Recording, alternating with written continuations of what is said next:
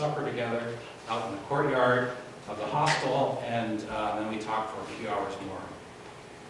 I went to bed that night, and my pack was okay because I had cleaned it up, and I got up early at 5:30 in the morning. It was a raging thunderstorm.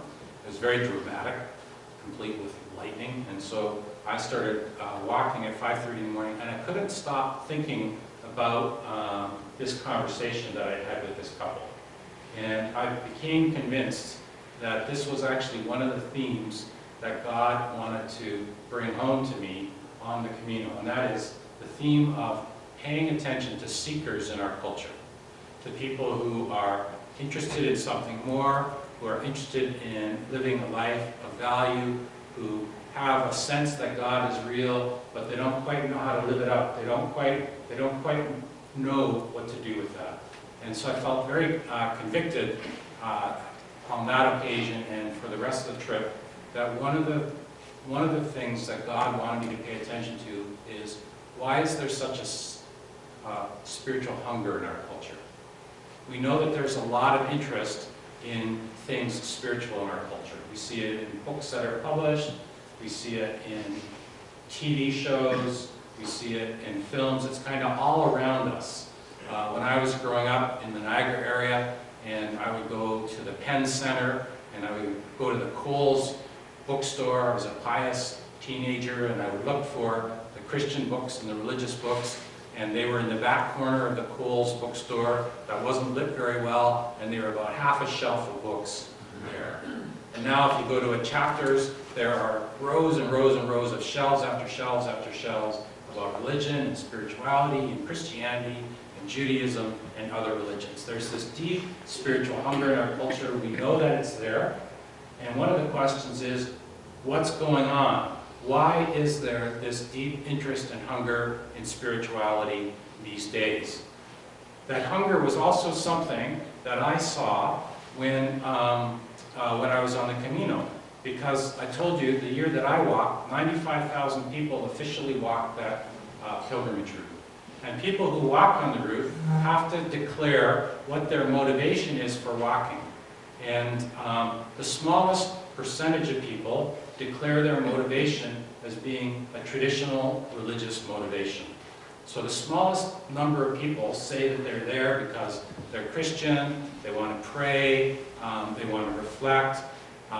The larger group of people say that they are walking, that they're spiritual, but they're not religious. That's the category, which is a category, as you know, that's very significant in our culture now. So far more people are on the route and they say they're spiritual but not religious. And then there are also a number of people who say that they're there for other reasons. And other reasons can include they like long distance hiking, they like an economical vacation. I met somebody who was 50 and she had just lost her job and she found that it was a really cheap way to live. It was just to walk 5 miles, I think it was 5 kilometers actually, 5 kilometers a day on the Camino. But one of the interesting things is that a lot of those people who go for other reasons nevertheless keep running into questions about faith and spirituality and God. So I had those kind of conversations with folks. So I wondered, what is it about this Camino that is attracting spiritual but not religious people? And I wonder, does this say something about why there is such a spiritual hunger and need in our own culture? And I ask myself, are we as Christians doing a good job of addressing these kind of questions? So I think there are a couple of ideas about why the Camino is attractive. And one is, the Camino is attractive because it is a place that can be described as a focal place. I think some of you have read a chapter in my book, The Way is Made by Walking, where I use this language from a philosopher named Albert Borgman, who talks about focal places, focal like focus. And a focal place is a place that makes demands on us, requires discipline, requires effort. Commanding presence is what he calls that.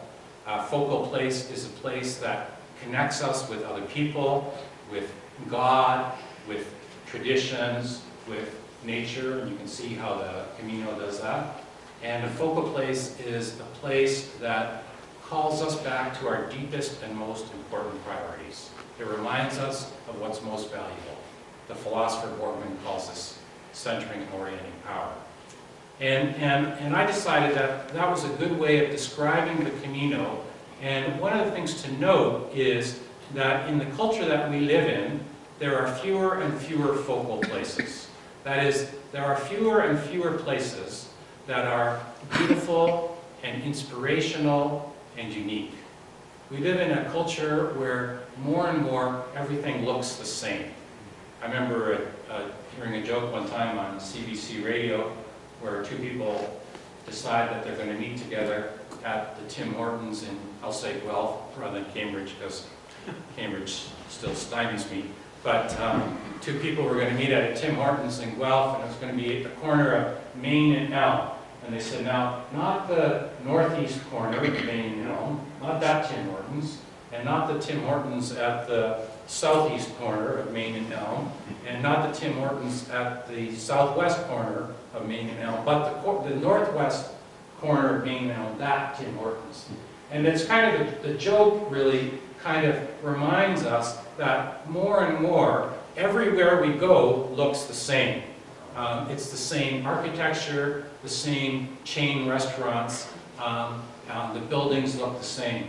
And so what Borgman would say is that as more of our surrounding geography looks the same, the few places that are still distinctive and unique and beautiful and inspirational, they're going to have a compelling power. They're going to be especially attractive. Does that make sense? Did you get that idea? So I think that was one of the reasons why the Camino was attractive. And I have another idea about that as well.